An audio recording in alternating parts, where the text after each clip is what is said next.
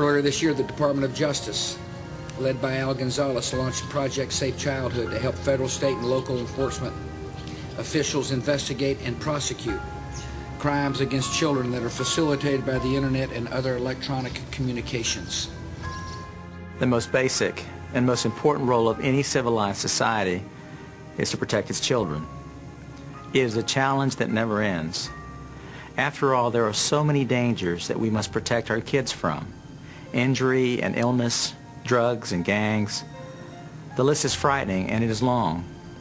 One threat haunts us more than all the others, the threat of sexual predators. Their crimes against children are irreversible.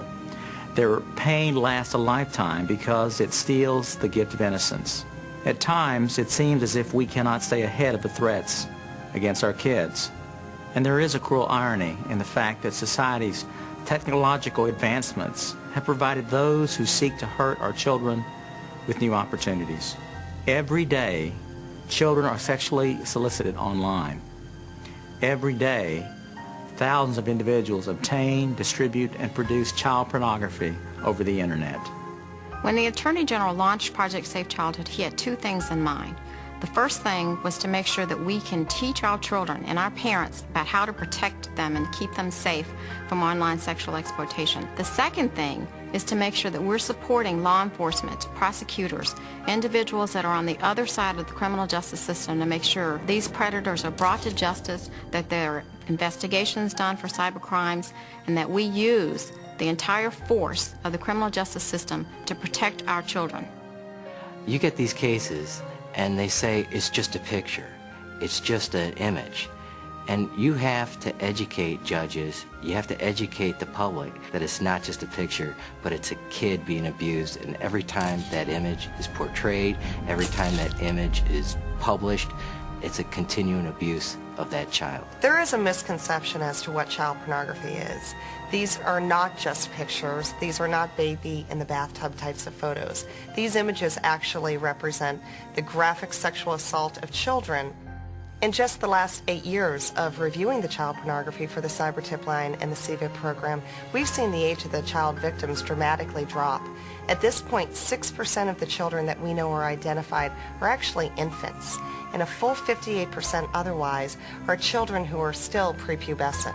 We're seeing escalating levels of violence. We're seeing more egregious forms of abuse.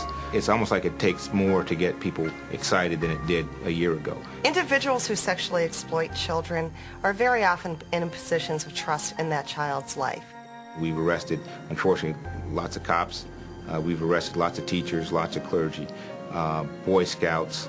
There's no profile per se for persons who do this type of work. And nothing I've seen in 20 years of law enforcement compares to the things that I've seen since I've been in this chair. An example is a little baby, probably about 8, 9 months old, being penetrated by an adult male in video with sound, and the male's narrating what he's doing to this child and talking about how he likes the feel of the child squirming in his hands, and he likes how the child screams in pain and that sort of stuff.